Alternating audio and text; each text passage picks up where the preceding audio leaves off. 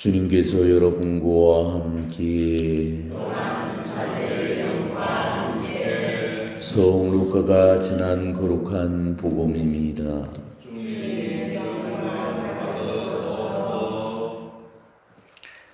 그때 예수님께서는 당신이 자라신 나자렛으로 가시어 안식일에 늘 하시는 대로 회당에 들어가셨다. 그리고 성경을 봉독하려고 일어서시자 이사야 예언자의 두루마리가 그분께 건네졌다. 그분께서는 두루마리를 펴시고 이러한 말씀이 기록된 부분을 찾으셨다. 주님께서 나에게 기름을 부어주시니 주님의 영이 내 위에 내리셨다. 주님께서 나를 보내시어 가난한 이들에게 기쁜 소식을 전하고 잡히간 이들에게 해방을 선포하며 눈먼 이들을 다시 보게 하고 억압받는 이들을 해방시켜 내보내며 주님의 은혜로운 해를 선포하게 하셨다. 예수님께서 두루마리를 말아 시중들은 이에게 돌려주시고 자리에 앉으시니 회당에 있던 모든 사람들의 눈이 예수님을 주시하였다. 예수님께서 그들에게 말씀하기 시작하셨다.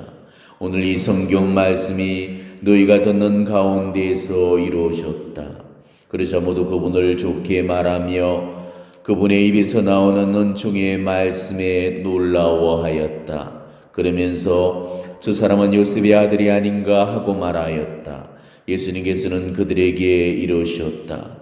너희는 틀림없이 의사야 네 병이나 고치라는 속담을 들며 네가 가파르나움에서 하였다고 우리가 들은 그 일들을 여기 내 고향에서도 해보아라 할 것이다. 그리고 계속 이르셨다. 네가 진실로 진실로 너에게 말한다. 어떠한 예언자도 자기 고향에서는 환영을 받지 못한다. 내가 참으로 너에게 말한다. 3년 6개월 동안 하늘이 닫혀 온 땅에 큰 기근이 들었던 엘리야 때에 이스라엘의 과부가 많이 있었다. 그러나 엘리야는 그들 가운데 아무에게도 파견되지 않고 시돈 지방 사렙타의 과부에게만 파견되었다. 또 엘리사 예언자 시대에 이스라엘에는 나병 환자가 많이 있었다. 그러나 그들 가운데 아무도 깨끗해지지 않고 시리아 사람 나만만 깨끗해졌다. 회당에 있던 모든 사람들은 이 말씀을 듣고 화가 잔뜩 났다. 그래서 그들은 들고 일어나 예수님을 고을 밖으로 내몰았다. 그 고을은 산 위에 지어져 있었는데 그들은 예수님을 그 비랑까지 끌고 가 거기에서 떨어뜨리려고 하였다. 그러나 예수님께서는 그들 한가운데를 가로질러 떠나가셨다. 주님의 말씀입니다.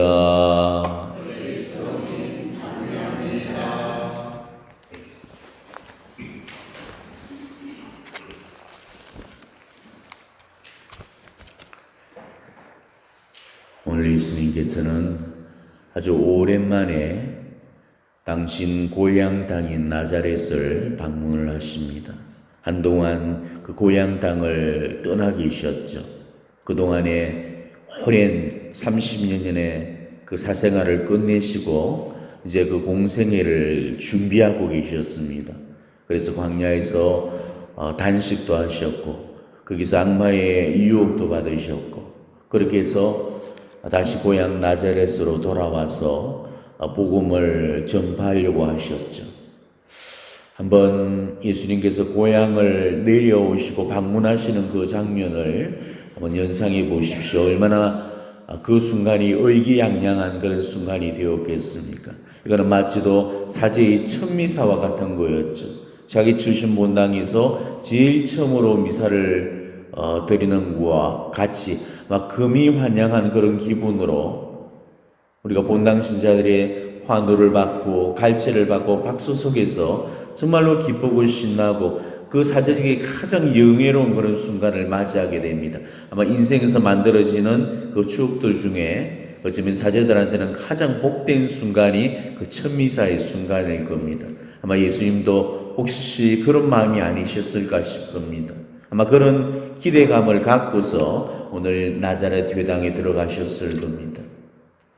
오늘 예수님께서 회당에 들어가셨을 때 예수님께 두루마리가 건네셨던 이유는 예수님을 랍비로 인정했기 때문이죠. 말씀을 선포하고 그리고 가르침을 전하는 그 자격은 아무나 할 수가 있는 게 아니고 랍비들한테만 주어지고 있는 그런 특권입니다. 예수님은 고향 땅 이 나자렛의 회당에서 한 고향민의 자격이 아니고 가르침을 주는 랍비의 그 자격으로 섰던 것입니다. 그리고 바로 이때 이사야의 두루마리가 건네지게 됩니다. 랍비들이 회당에서 가르침을 줄 때면은 마치도 말씀 복귀를 하다 두루마리가 이렇게 건네지게 되는데 이때 바로 그 두루마리의 그 메시지에 따라서 가르침을 설파하도록 그렇게 되어 있었습니다. 오늘 이 순간은 당신의 공생애를 시작하는 첫 계시의 순간이었는데 때마침 당신한테 건네졌던 그 말씀이 이사야의 말씀이었습니다. 그런데 당신이 그 이사야의 말씀 중에 정말 꼭 해당되는 그런 말씀을 당신은 선택을 하게 되죠. 한마디로 당신 사제직의 모토가 되었던 그 말씀입니다. 오늘 당신한테 건네졌던 그 말씀 우리가 다시 한번 들어보도록 하십시오. 주님께서 나에게 기름을 부어주시니 주님의 영이 내 위에 내리셨다. 주님께서 나를 보내시어 가난한 이들에게 기쁜 소식을 전하고 잡혀간 이들에게 해방을 선포하며 눈먼 이들을 다시 보게 하고 억압받는 이들을 해방시켜 내보내며 주님의 은혜로운 일을 선포하게 하셨다. 선택을 하더라도 이렇게 이런 말씀을 선택할 수 있을까 싶을 정도로 정말 당신한테 아주 적합한 그런 말씀이 선택되어졌죠. 이게 주님이 앞으로 하실 일이셨고 또한 주님께서 실제로 하셨던 그런 일이셨습니다. 얼마나 많은 이들을 그 고통에서 해방시켜서 이 자유로움을 주셨습니까? 그러나 그 말씀은 회당장에 의해서 주어진 그런 말씀이 아니고 사실은 성부 하나님께서 미리 뽑아놓으신 계획의 말씀이었습니다. 앞으로 당신 사제직을 우리가 어떻게 살도록 하나님께서 미리 계획을 해두셨던 그런 말씀이라는 거죠. 그러니까 우리가 여담으로 공동체적으로 말씀 뽑기를 많이 합니다. 본당에서도 가끔씩 어떤 특별한 날에 말씀 뽑기를 하면서 말씀을 우리가 가지기도 하고 또 이러저런 그런 기도처들에서는 더 자주 이 말씀 뽑기를 하기도 합니다. 그런데 우리가 그런 말씀들이 내 손에 잡히고 뽑힐 때 우리는 그저 그 말씀을 한번 그냥 휙 읽고 그걸로 끝내버리는 그런 경우들이 많은데 그래서는 안 됩니다. 우리도 그 말씀을 뽑을 때 정말 보이지 않는 성령의 감도에 의해서 나한테 꼭 맞는 말씀을 우리가 주십사 하면서 간청을 드리고 우리가 그렇게 해서 말씀을 뽑는다면은 정말 신기하게도 지금의 내 상황에 정확한 그런 말씀이 뽑혀지게 됩니다. 그걸 우리가 하나님께로부터 오는 그런 음성으로 확신하면서 내게 주시는 그런 말씀으로 삼고 그렇게 열심히 살아가셨으면 좋겠습니다. 아무튼 예수님은 이사야 두루마리의 그 말씀을 펴신 다음에 그 말씀을 풀이를 내주시면서 말씀의 끝에 이런 결론을 내리시면서 맺으시죠. 오늘 이 성경 말씀이 너희가 듣는 가운데에서 이루어졌다. 그리고 이 권위 있는 그 말씀을 듣자마자 회당하는 술렁거리면서 감동의 물결이 이어지게 됩니다. 사람들마다 입을 다물지 못할 만큼 찬탄을 했죠. 오늘 좋게 말하며 놀라워하였다. 이 대목만 우리가 보더라도 이 고향 사람들의 그 반응을 짐작해 볼 수가 있을 겁니다. 그렇지만 그럼에도 이 고향민들은 좋아하고 놀라워하면서도 한편으로는 저 사람은 요셉의 아들이 아닌가 이렇게 반신반의를 해버렸던 거죠. 설마 쟤가 무슨 랍비야? 에이 쟤는 요셉이 앤데 쟤가 무슨 랍비야? 그러면서 초를 치는 말을 해버리고 금세 그 열광적인 그 인기가 식어버리게 되어버렸죠. 그러니까 고향민들은 예수님을 인간적인 시선 그 이상으로 보지를 못했던 것입니다. 그들의 눈에는 지금도 여전히 어릴 적부터 봐왔던 요셉의 아들, 목수집 아들일 뿐이지 우리 인간의 현현을 뛰어넘어서 그분이 메시아라는 그 사실을 보지를 못했던 것입니다. 그렇기 때문에 동네 사람들이 예수님이 미쳤다면서 벼랑 끝으로 내몰았던 거고 나중에는 또 친척과 집안 사람들까지 합세해서 예수님을 붙잡아 가기 위해서 들이닥치기까지 하게 되죠. 결국 고향에서 이렇듯 환대를 받지 못한 채 어떠한 예언자도 자기 고향에서만큼은 환영받지 못한다. 이 한마디만 말씀만 남기고 고향 땅 나자렛을 떠나가십니다. 그리고 두 분 다시는 고향 땅을 밟지 않으시죠. 언제가 저도 그런 경험이 있었어요. 제가 부재였을 때 동생 결혼식이 출신분당에서 있었습니다. 제가 광주신학교에서 며칠 휴가를 얻어서는 부산으로 내려왔습니다. 그날 친척들과 하객들이 그 성당에 많이 참석을 해드렸습니다. 성직자 복장을 하고 성전에 들어가니까 본당 신자들이 우리 부제님 오셨다면서 넙죽질에 난리가 나는 거였습니다. 여기저기서 인사받느라고 정신이 없던 중에 신자들 틈에서 어릴 적 고향에 살던 이웃집 아줌마들을 만나게 되죠. 그러니까 할머니들이었습니다. 동생 이 결혼 초대장을 받고 축하를 하러 오셨던 겁니다. 이미 세월은 흐르고 흘러서 어느덧 그분들이 다 할머니가 되어 있었습니다. 제서회를 하고 인사를 드렸을 때 그 할머니는 성당이 떠나갈 듯이 반가워하면서 저를 맞아주셨습니다. 근데 반갑게 맞아주신 것까지는 좋았는데 제 어릴 때 동네에서 불리던 그 별명을 부르면서 큰 소리로 외치는 거였습니다. 제가 어릴 때 별명이 너 이름 뭐냐 하면 강정 이렇게 안 하고 그게 발음이 안 되니까 까꾸 이랬답니다. 그래서 저는 어릴 때 동네 사람들로부터 까꾸라는 그런 별명을 늘 불렸죠. 그러니까 그 할머니가 저를 보자마자 얘가 우리 그 큰아의 그 까꾸입니다 하니까 그래 네가 까꾸가 아이고 우리 까꾸가 이래 많이 컸나 야 아들아 얘가 지금 까꾸란다.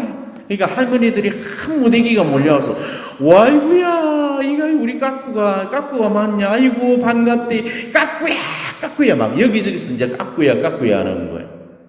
사람이 칼에만 맞아서 죽는 줄 알았지만은 쪽이 팔려도 죽는다는 사실을 저는 그때 처음 알았습니다. 정말 쪽팔려 죽는 줄 알았죠. 여기저기서 교우들이 키득키득거리고 얼굴은 홍당무가 되고 말았습니다. 어릴 때부터 기저귀를 갈아가면서 손을 탔던 다신 듯 그분들 눈에는 아직도 철부지 모습으로밖에는 비춰지지 않았던 것입니다. 예수님조차도 고향에서 존경을 못 받으셨는데 하물며 이 사제가 지 고향에서 사제의 구실을 욕심낼 수는 없을 것 같아서 저도 마음을 접어버렸죠. 그래서 저도 그 후로 두 번 다시는 이 고향 땅을 밟지를 않았습니다. 오늘 예수님은 구원의 기쁜 소식을 당신 고향 땅에 제일 먼저 선포를 해주기 위해서 정말 기쁜 마음으로 달려오셔서 해방을 선포를 해 주셨지만은 고향 사람들은 예수님의 가르침을 받아들이려고 하지 않고 해방되기를 거부하고 말았던 것입니다. 그들은 자신들이 구원자 예수님의 도움의 손길을 필요로 하는 그런 가난한 이들, 잡혀간 이들, 눈먼 이들, 억압받는 이들이라는 사실을 모르고 있었던 거죠. 예수님은 바로 그런 가난하고 잡혀가고 눈멀고 억압받는 이들을 해방시키기 위해서 이렇게 와주셨지만은 결국 그들은 그 해방자, 구원자 예수님을 자기 손으로 밀어내고 배척하고 말았습니다. 결국 이스라엘의 양들을 위해서 먼저 이스라엘 땅을 돌러 오셨다면서 그 가나안 여인의 청까지도 물리셨었는데 고향 나자렛은 이런 구원자를 배척을 해버렸고 나중에는 이스라엘 전체가 이 구원자를 거부하고 그분을 십자가의 죽음으로 내몰고 말았던 거죠. 우리는 이스라엘의 이런 완고함을 보면서 동시에 우리의 완고함도 한번 살펴보셔야 됩니다. 우리 역시도 다들 구원자가 필요한데 구원자 예수님의 손길을 거부하고 있지는 않는지 다시 한번 잘 살펴보도록 하십시오. 주님의 손길이 정말로 필요한 존재라는 것. 건강한 사람한테는 의사가 필요치 않지만 병든 사람에게는 의사가 필요하다는 오늘 이 주님의 그 가르침을 다시 한번 새겨보시고 우리가 정말 주님을 다시 한번 찾고 부를 수 있는 그런 우리들이 되었으면 좋겠습니다. 우리 주님은 만나달라는 그런 사람들은 다 만나주십니다. 그렇지만은 예수님을 만나보고 싶어 하지 않는 그런 사람한테는 억지로 만나주지를 않으십니다. 자신에게 의사가 필요하다는 걸 알고 도움을 청하는 그 사람만 만나주시게 됩니다. 그렇다면 여러분은 과연 우리 주님을 만나실 그런 준비가 되어 있습니까? 우리 주님께서 내게로 오실 준비가 되어 있는지, 내가 정말 주님을 맞이할 그 준비가 되었는지, 아니면은 오늘 와주시는 그 주님도 돌아가게 만들어버린 이 고향민들의 완고함은 없는지 자신의 삶을 놓고 다시 한번 잘 묵상해 보시기를 바랍니다. 아멘.